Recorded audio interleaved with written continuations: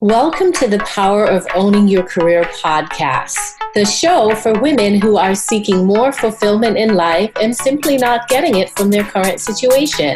We focus specifically on careers, but hey, we spend a lot of time in our careers, so making changes here will definitely create an impact in your overall happiness. I'm your host, Simone Morris, and my mission is to empower women to succeed. I believe that in order to powerfully own your career, you must decide and claim that you want to sit in the driver's seat. You must know that you deserve better and be willing to not only do the requisite work, but be willing to go out on a limb to ensure your success.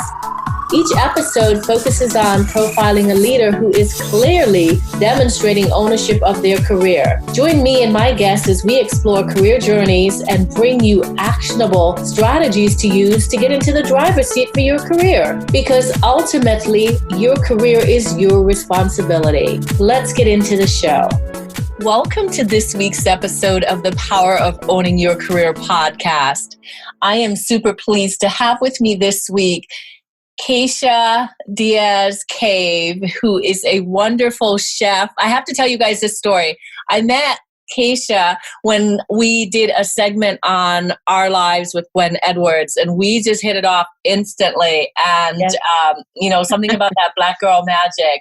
Anyway, fast forward, Kashia did grace the Power of Owning Your Career workshop by being a panelist last year. And her story was so phenomenal. I wanted to bring her on the podcast to really dive in and for you guys to get to know her and pick up from her wisdom and all that good stuff. So, Kashia, welcome to the podcast. Oh, thank you so much for having me. I'm really excited to be here. Hello, everyone listening out there around the world. You know, I'm really excited, and thank you, Simone, for inviting me to Owning Your Career podcast. Awesome. Well, tell our listeners just a little bit more about who you are and what you're currently doing. Oh, sure. My name, as you said before, it's Kashia Cave. I am a native of the Twin Island of Trinidad and Tobago. I'm very proud of that. I came to the United States, and I came to the United States when I was about 22 years old. So I've been here for some time. I am a mom first, and my career, I'm a chef by trade, but I also enjoy traveling. I'm very passionate about traveling. I have two young sons, Brandon, who's 25, and Tyler, who just turned 21. And, life is good, and I'm really excited to be on this journey and see where things go. Awesome. Well, I have to ask this question. What's your favorite dish that you make? Oh, that is a really tricky question. I graduated from Lincoln Culinary Institute, and I also studied at ICIF, which is the Italian Culinary Institute for Foreigners in Castiglione di Asti, and to real classic Italian cuisine. And where I worked in Italy, in Bellagio, a beautiful place called Bellagio, and the hotel, it's the Grand Villa Sebaloni, and I learned a lot there. For me you have to stick to your roots. So for me, I love cooking my Caribbean food, but I'm also very passionate about Italian food, and I love Italy. So my favorite dish to cook, I would say it's a dish called pilau, and it's the version of the rice and beans, but we make it with pigeon peas, and it's steamed down with chicken or fish, or at least a pigtail pork, and there's coconut, rice, peas and peppers and all different flavors just melting in that pot. It's so delicious, and it's complemented with avocado, as we call it locally, zabuka, and delicious coleslaw, and that's a classic dish that I love to cook, and it's something that I make a lot in the wintertime when it's cold. I feel like I'm missing home. I make that dish a lot. So it's one of my favorite things to make. Well, it sounds pretty yummy. Do you make that at the restaurant? I make the rice and peas at the restaurant, which is similar. I kind of, scale it down a bit because, our food is very spicy sometimes, and some of the flavors are so powerful. you have to scale down the food a lot for the American palate. Awesome. Awesome. So, Kashia, let's move away from that yummy food that's making us all hungry. Can you tell us some of the highlights from your career journey? Ooh, highlights. Wow. Wow. Okay. It may not be a big deal for some people, but I will tell you this. I have a couple. When I started my city kitchen, it was right after I graduated culinary school in 2019. I graduated culinary school November of 2018, and I had this burning passion to use my skills to help kids in our community. And I saw a need that I really wanted to tap into. A lot of people thought that it was not going to work. And they said it was going to fail within 6 months. And I have to say, it's been 10 years and we're doing pretty good. So for me, really starting my City Kitchen, a nonprofit organization that really focused on teaching kids basic life skills in culinary arts and just giving them the basic techniques they would use to survive and to cook and to be able to eat healthy. That was a highlight for me when I had people. When I say people, I mean leaders in the community who thought that it was not going to work, come out and stand up and support me and say, you know what, we really didn't believe this girl can do this thing. And look at her now. She's making headwaves on local stage, on a national stage, and we are so proud to support her. And these community leaders became my biggest supporters and funders for the program. So that to me was a highlight that, you know, even though people might think that your ideas might not be relevant or they don't think it's going to work, you have to really truly believe in yourself and know what it is you're doing and know what it is you want and just go for it. Another highlight for me is working with students who are in the juvenile detention system, and the court system would send students my way to work with them because they just think, well, you know, this is like the last resort. And to see these students take up culinary skills and really make an impact in their lives and go on to do great things and really change their lives around and graduate high school with honors and see them, you know, cross that stage. And I'll tell you, a lot of them, I was happy to be standing in the audience, hollering and screaming, you know, when they got their diplomas from high school. So those are the things that for me are awesome. Another great thing that I hold dear was I was invited by Nasdaq Market Site in New York City by Cooking with the Troops to cook for veterans on Veterans Day. So that was amazing when I took a couple of my students with me and they were excited to have their face on the big Jumbotron. Oh, so that for me was exciting to see their joy. Yeah, it was awesome. That's awesome. Amazing what this program My City Kitchen has done. And in 2006 I was one of 12 chefs across the country nominated by Aetna, American Black History Month or year, and they were saluting chefs making great impact in the community. And I was chosen as one of the 12 chefs across the country making impact in the community, and I was able to feature 3 of my students with me on that journey. So that to me was really exciting. And I have other small victories too, but those are the ones that stand out the most. That is awesome. So tell us, what's the secret sauce? Because you're doing something right. What is your formula for owning your career? Girl, the secret sauce.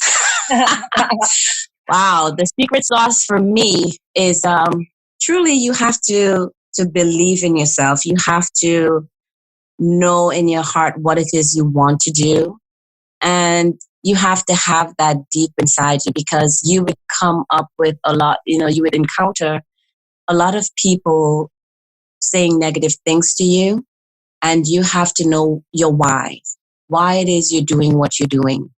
And you have to understand how it makes you feel. Because for me, I had zero knowledge about nonprofit organization. And the reason I got into nonprofit is because the space that I wanted to rent had everything that I needed for the program.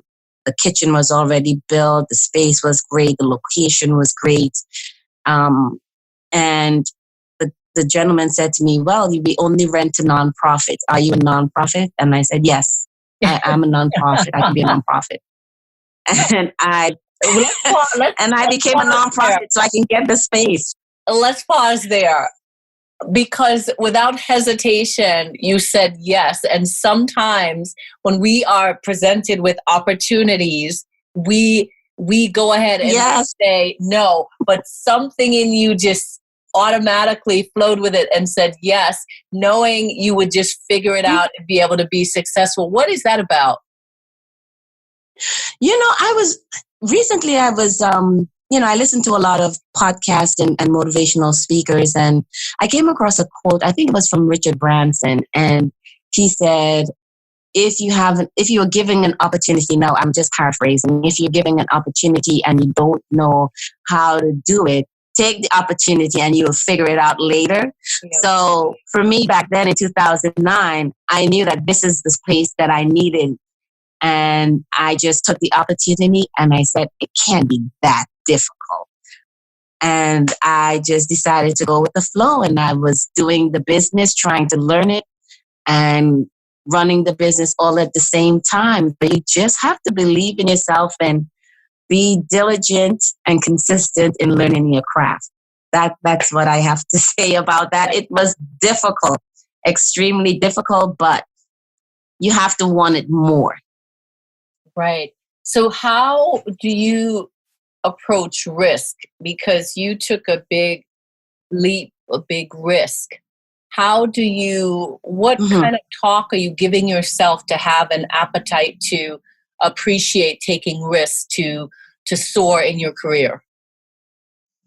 Taking risk is important in having a successful business. Also failure, because then you know what doesn't work. I took a lot of risk. I take risks because I figure that, hey, you know what? If I don't take this risk, I'm not going to know what it is I have to do to get to the next level.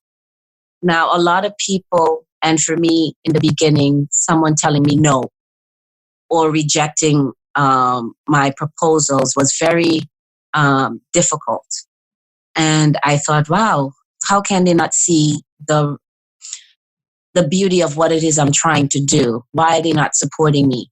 And I realized that if nobody else is willing to believe in me, I had to believe in myself and I had to take that risk. I had to take the risk, the responsibility of making it work, for the failure, for getting myself back up, for encouraging myself. And it is so vital because you're not going to grow and you're not really going to know what works and what does not work. And you have to take risks because that's the only way you're going to learn and grow and be better at what it is you do. So for me, taking risk it's key in having a successful business. You have to own your responsibility and own up to, taking the lead in your life. Absolutely. And where does that foundation come from? Is that something you were taught at a young age? Yes, I was taught that at a very early age. My background, my mom and dad lives in Trinidad. My dad passed away 2 years ago. And my grandfather was very instrumental in my life. He was a farmer. He died at the age of 96. But he was such a hard worker. He managed to farm 14 acres by himself. And I would watch him wake up 5 o'clock in the morning and work till sundown, day in and day out. And he said to me, hard work never kill anybody, and be responsible. And I watch his work ethics. I watch my mom work so hard, and she did so much with a little bit. And I realized that a lot of my work ethics and different things came from that. And not to say failure is not an excuse, but if you fail, you get up, you dust yourself off, and you try again. And feeling sorry for yourself is not an option. Yes, yes. I've heard that a lot. That for me, I don't know why that what you just said brought me back to my Caribbean roots. Just the grounding and foundation message that comes through loud and clear. So tell us. So you went to culinary school and then decided to open a cafe or a restaurant, and then the nonprofit. How did that work? I started a nonprofit first. One, I did it, they said I put the cart before the horse, so to speak. Because when I started, remember, I was a stay-at-home mom for a very, very long time and raised my children. God bless all the stay-at-home moms. Great. I quit my job earlier on to raise my children. And when I thought they were old enough to kind of be home and take care of themselves, I went back to work. Now, I didn't go back to work full time. I got a job within the school system, working with the kids. So this way I can be home when they were home. And I worked at the school that they attended. So I was always there with them. And I just had this burning desire because in the Caribbean, the school system is different because we are on the British system. In the US, it's not really accepted. So I had to go back to school. I had to get my diploma, and then I enrolled in culinary school. Wonderful. And then after culinary school, I decided, I want to do something to help kids because I was taking time to build my relationship with my children. And one of the things I would do was cook with them on a Saturday morning. We make breakfast, pancakes, we do all kinds of stuff. We bake cakes and do all these different things. So I always included them in the kitchen because it's something that I grew up doing. As soon as you can stand up and hold the spoon, you were in the kitchen helping, packing up the dishes, cleaning the table, doing something. And I always said to my boys, I am not going to make you a nuisance to another woman's daughter. You have to learn to cook, clean, iron, wash, and clean up after yourself and be independent. So I started them at an early age, and they had friends come over. And I realized that some of these kids had no knowledge of how to even take care of themselves, make a simple peanut butter and jelly sandwich or make anything. So when I would do these cooking sessions with my sons, they would go out to the front and say, oh, my mom helped me made this, and I made this with my mom. And then I had one kid and then two kids, 3, 4, 5, 6 kids coming over my house every Saturday. And I said, my kitchen is pretty small. I can't really deal with all these kids. And the parents of these kids was like, no, you are going to keep these kids because they're coming home and they're making stuff for themselves. You're going to take care of these kids on a Saturday morning. It gives us time to wash, clean the house, do some laundry, get my nails done. And I realized that they were benefiting from these kids learning how to cook and different things. And a wise woman in the church said, Kashia, I think this could be your calling, that God is calling you to do this. And I said, no. I'm just doing this for fun to teach my kids life skills. And it just kept coming over and over again. And about a year later, I really decided, maybe this is what is my real passion and destiny, to teach kids. And I took it seriously and prayed about it. And it was. And I opened up my city kitchen, just the way I said, I started a nonprofit. And my goal really was to start a for-profit business that will in turn support the nonprofit. But it didn't happen that way. And I had to start the nonprofit first. And after a few years, I opened a cafe and had the cafe support the nonprofit. But then I closed the cafe down last year to focus on other things. Okay. Wow. Sounds like some exciting things ahead. So, yeah. Tell us, what was the moment that signified to you that you were in the driver's seat for your career? Wow. It was a few years into the organization. As you know, when you're starting any business, it's a lot of hard work, a lot of hours you're putting in. And I felt at a point where I was being drained. And I kind of allowed others to come in, and I said, oh, okay, these people are really willing to help me and are passionate about what it is I'm doing. And I release some of my, how to put it, responsibilities to certain people that I got into the organization. And I just, thinking, yes, these people are going to be doing great. They know my vision. They understand where I'm coming from. But I realized that it soon started taking a turn that they started to switch the way the vision was established. And it started creating chaos and confusion within the organization. And I had to step in and make a decision that I need to be more responsible. I got rid of those people. It was really difficult. It almost sank the entire organization. And I realized, you know what, Kashia, you have to stick to the vision. You have to stick to the reason why you got into what it is you're doing and why you're passionate about it. And I realized taking back control of that, standing in and taking responsibility for everything that happened, and then taking it down and bringing it right back up. That's when I realized, wow, you've actually grown as a business owner. You've grown as an individual.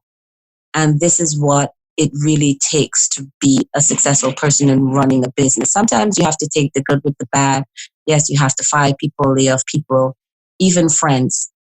And you have to be willing to be aggressive in that area, because not everybody that comes in is as passionate as you are or wants the same thing as you are.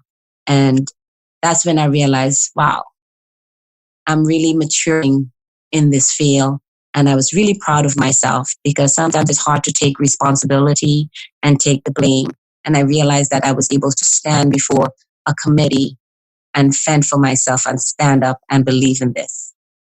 Wonderful. That's so beautiful. So with all those lessons that you have learned, what would you say, what advice would you give to someone wanting to successfully own their career?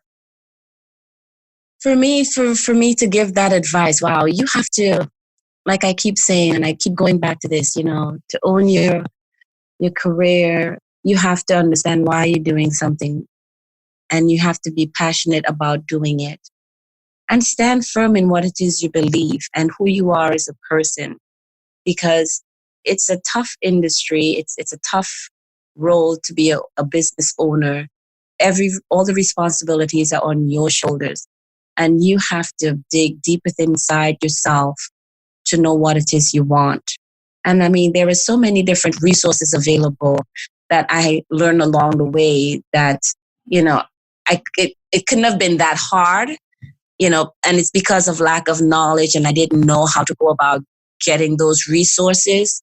For now, you have to do your research and really stand firm in what it is you want to do and believe.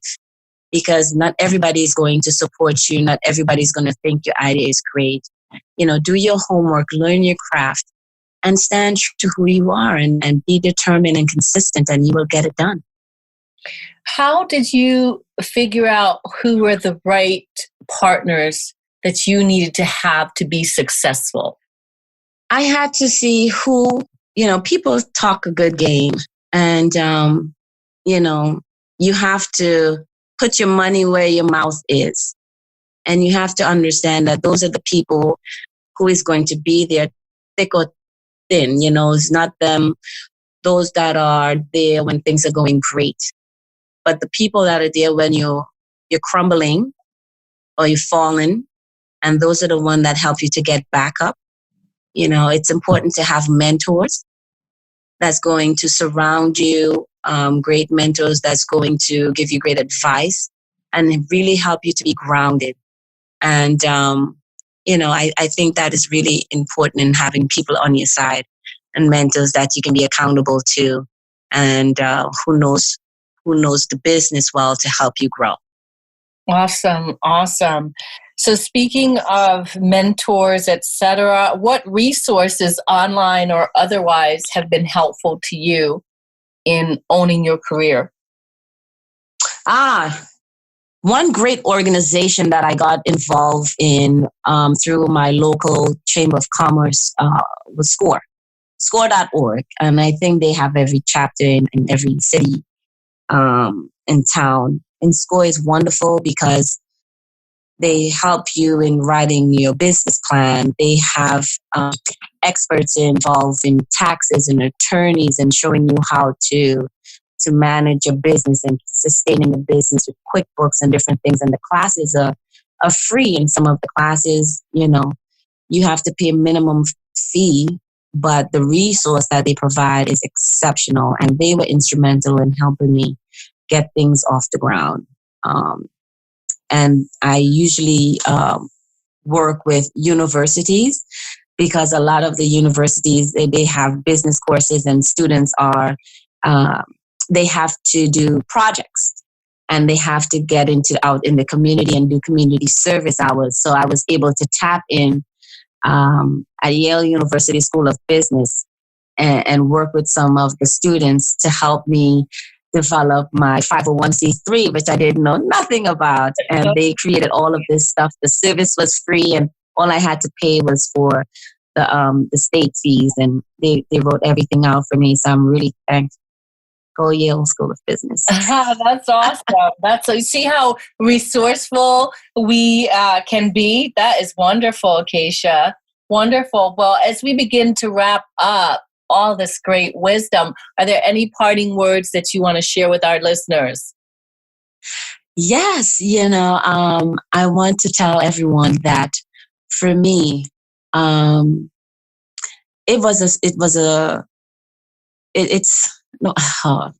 don't want to get too deep or anything, but for me, coming from a small island at the age of 22 with $100 in her name, making a statement, you know what, I want a better life for myself and I am going to make it.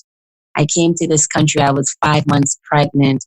I came in the US, I was illegal. And I made it. I worked hard. I became a U.S. citizen. I established 2 businesses, a nonprofit that was featured on television, NBC, ABC.